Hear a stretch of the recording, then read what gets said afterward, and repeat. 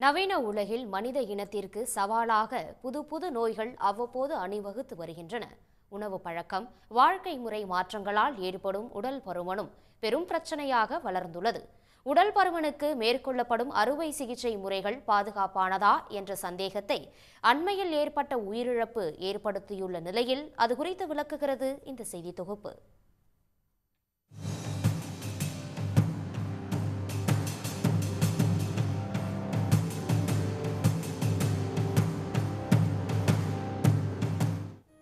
வேடிக்கையாக பார்த்து வியந்த காலம் மாறி இன்று பெரும்பாலானோருக்கு பொது பிரச்சனையாகிவிட்டது உடல் பருமன்.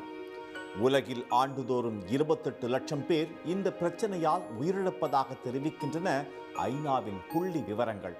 2030ஆம் ஆண்டுக்குள் இந்தியாவில் 2,70,00,000 குழந்தைகள் உடல் பருமனால் பாதிக்கப்படுவார்கள் என்று எச்சரிக்கிறது யுனிசெஃப். வாழ்க்கை முறை மாற்றம், உணவு பழக்கம், வளரும் சூழல் என உடல் பருமனுக்கான காரணங்கள் நம் வாழ்க்கையோடு பின்னி பிணைந்திருக்கின்றன. உடற்பயிற்சி, உணவு கட்டுப்பாடு போன்றவற்றால் எடையை குறைக்க சோம்பல்படும் இளம் தலைமுறையை எளிதாக ஈர்க்கின்றன உடல் எடையை குறைப்பதாக கூறும் அறுவை சிகிச்சை விளம்பரங்கள். இது போன்ற விளம்பரத்தால் ஈர்க்கப்பட்ட புதுச்சேரி முத்தையால்பேட்டையைச் சேர்ந்த ஹேமச்சந்திரன் என்ற இளைஞர் சிகிச்சையின் போது உயிரிழந்தது அதிர்ச்சியை ஏற்படுத்தியுள்ளது. குரோம்பேட்டையில் இருக்க ஒரு மருத்துவமனையில் ஒரு டாக்டர் அடிக்கடி யூடியூப்பில் விளம்பரம் போட்டுட்டு இருந்தார். அங்கே போய் குடும்பத்தோடு அவரை கன்சல்ட் பண்ணோம். சிம்பிளான ஆப்ரேஷனு, இதை பண்ணாக்கா ஒரு நேரத்தில் பண்ணிடலாம் அப்படின்னு சொன்னாங்க. நாங்கள் அங்கே போய் ஞாயிற்றுக்கிழமை மத்தியானம் அட்மிட் ஆகிறோம். திங்கக்கிழமை காலையில் ஆப்ரேஷனு. டாக்டர் 8:55 வந்தார். நேராக ஆப்ரேஷன் தேட்டர் உள்ள போனார்.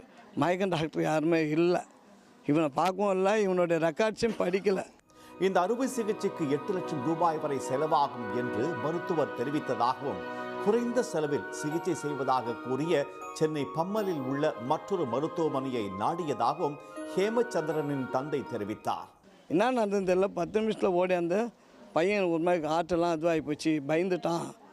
அவன் ஒரு மாதிரி இதுவாகிட்டான். உடனே அவனை நாங்கள் எங்கே ஒரு பார்க்குறாரோ அந்த ஹாஸ்பிட்டல் தான் சொல்லிட்டு நான் அங்கே போகிறேன். ஆம்புலன்ஸ்லாம் வர வச்சிட்டேன், டாக்டர் டீம் நாங்கள் இட்டுன்னு போய் மறுபடியும் அங்கேயே சேர்த்தாச்சு. அங்கே சேர்த்தா ஐசியூவில் வச்சாங்க. ஐசியூவில் வச்சு சத்த நேரத்துக்கு ஒரு மணி நேரத்துக்கு இந்தமாரி ஆகிடும் அந்தமாரி ஆகிடும்னு சொல்லிட்டு கடைசியில் என் பிள்ளை நேற்று உயிர் விட்டுறது தான் மிச்சம். உடல் பருமனை குறைக்க நவீன மருத்துவத்தில் பல்வேறு சிகிச்சை முறைகள் உள்ளதாக மருத்துவர்கள் தெரிவிக்கின்றனர். அவற்றுள் கொழுப்பு நீக்க அறுவை சிகிச்சையே நிரந்தர தீர்வு என்று அவர்கள் விளக்கம் அளிக்கின்றனர். ஒரு காலத்தில் பேரியாட்டிக் சர்ஜரினாலே அது மோசமாக நடக்கும், அந்த மாதிரி இருந்தது போய் இன்றைக்கு பேரியாட்டிக் சர்ஜரி ரொம்ப ரிஃபைன்டு ப்ராசஸ்ஸாக ஆல்மோஸ்ட் 98% சக்ஸஸ்ஃபுல்லாக தான் பண்ணுறாங்க. அன்ஃபார்ச்சுனேட்லி அங்கேயும் இங்கேயும் ஒரு சில விஷயங்கள்னாலேயோ இல்லாட்டி ஆல்ரெடி ஏதாவது உடல்நிலையில் பிரச்சனை இருக்கோ, இல்லை அந்த மாதிரி அனஸ்தீஷியாவில் ஏதாவது ப்ராப்ளம் வந்ததோ, இல்லை ஆல்ரெடி அவங்களுக்கு ஏதாவது ஒரு பிரச்சனை, காலில் கிளாட் இருக்குது அப்படின்னும் போது அனஸ்தீஷியா கொடுக்கும்போது சடனாக ஹார்ட் அட்டாக் வர்றதுக்கு வாய்ப்பு இருக்குது. கேஸ்ட்ரிக் சர்ஜரி எடுத்துக்கிட்டோம்னு வச்சுக்கோங்களேன்.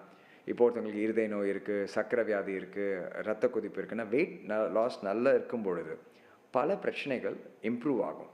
அவங்களோட பிளட் சுகர் கண்ட்ரோல் பெட்டர் ஆகும், கொலஸ்ட்ரால் குறையும், பிளட் ப்ரெஷர் குறையலாம். ஸோ அதுக்கு ஒரு ரோல் இருக்குது. ஆனால் அது பண்ணுவதற்கு முன்னால் ஒரு ப்ராசஸ் இருக்குது. எடையை குறைக்க உடற்பயிற்சி, நடைப்பயிற்சி, சைக்கிள் ஓட்டுவது, கொழுப்பு நிறைந்த உணவுகளை தவிர்ப்பது, உணவு கட்டுப்பாடு போன்ற சில வழிமுறைகளை பின்பற்ற வேண்டும் என்பதே மருத்துவர்களின் அறிவுரை. வருமுன் காப்பதே சிறந்த மருத்துவம் என்ற நம் முன்னோரின் அனுபவ மொழியை கடைபிடித்தால் இது போன்ற பிரச்சனைகளை நிச்சயமாக தவிர்க்க முடியும்.